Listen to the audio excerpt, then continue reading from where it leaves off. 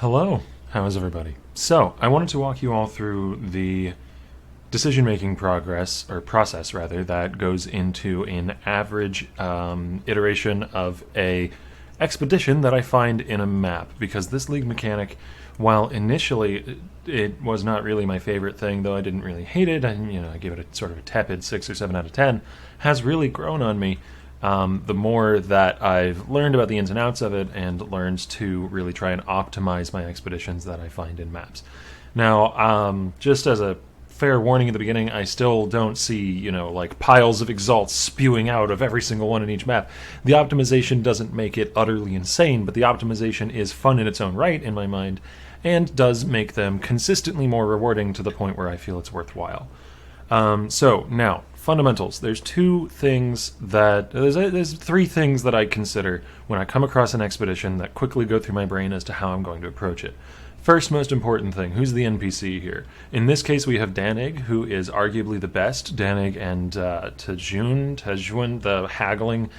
the short little haggling guy, whose name I can never remember, are the two that you really want to see, because they have arguably the most powerful shops that you can purchase from, and so finding their currency in a map is going to be really, really nice.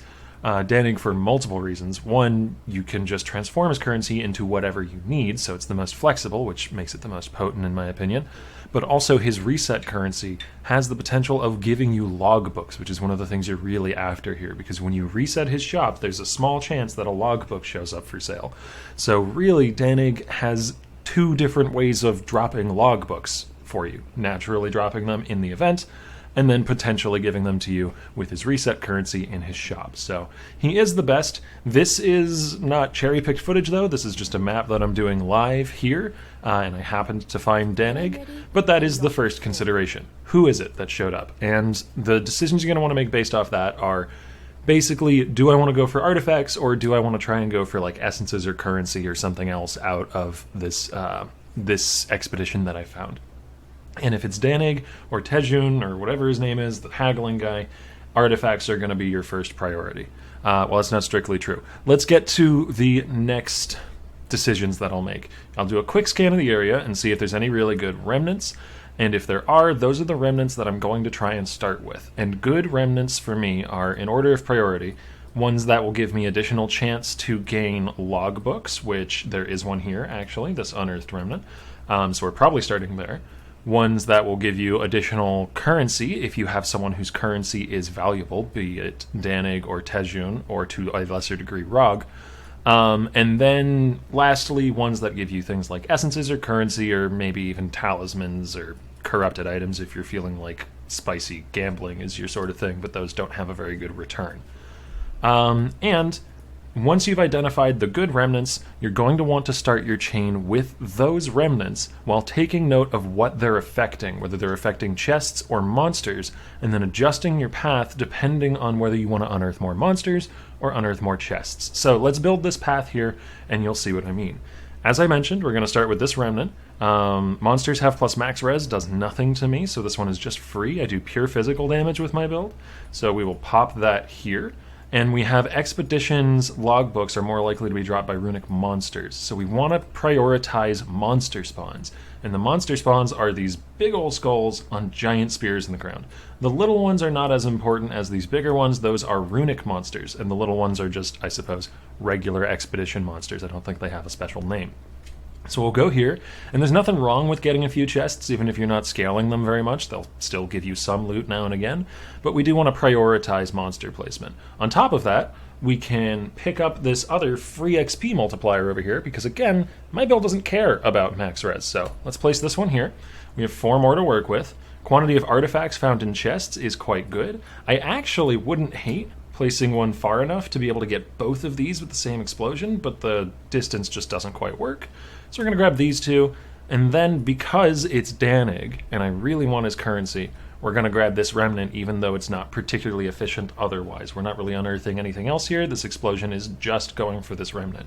On top of that, this explosion is putting me on the far side of the expedition, which is never really great, because that makes it harder to then get back to the other side and pick up good things over here. You want to try and stay centralized if at all possible. But oftentimes I find the best remnants are placed on the edges, and that's likely purposeful on GGG's part. So we're going to go ahead and pop this over here. I mean, again, that's just anecdotal, so don't take that as writ. But I do find that, generally speaking, the best remnants are on the edges. If you find a bunch of ones right in the middle, you're in luck. Which, I mean, arguably, maybe you want to do indoor maps more often with this mechanic, but it's still a little too early to say. Anyways, quantity of items dropped by monsters is fine.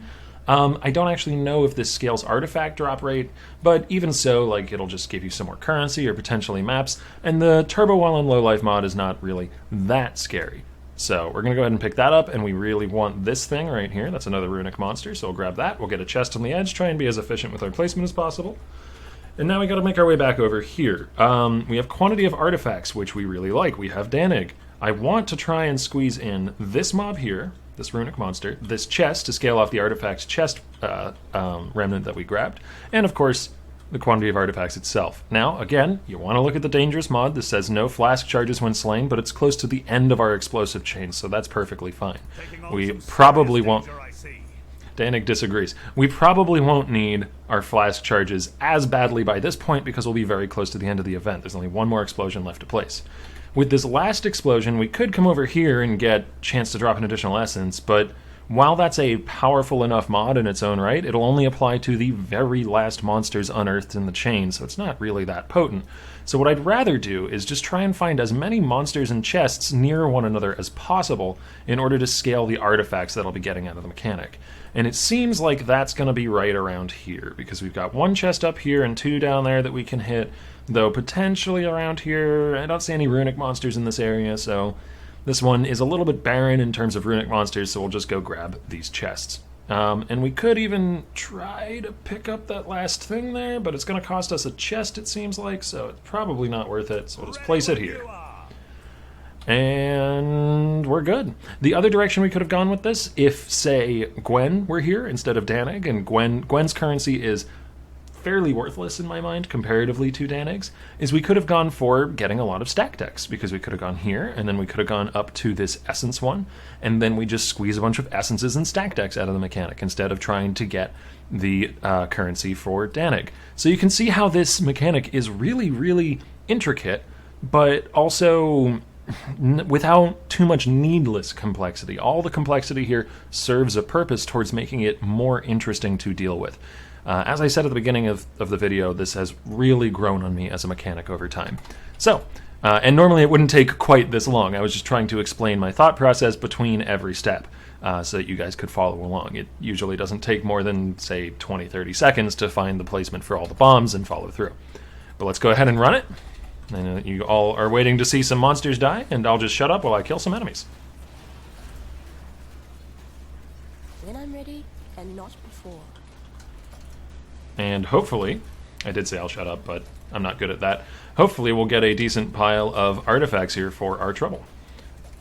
Maybe some logbooks will pop up, though the logbook multipliers don't really seem to really guarantee them. They're rare enough that a % increase is not really that effective. But we got 2, 3, 4 piles of currency, 5 piles of currency, a grandson is quite good, and 6 piles of currency.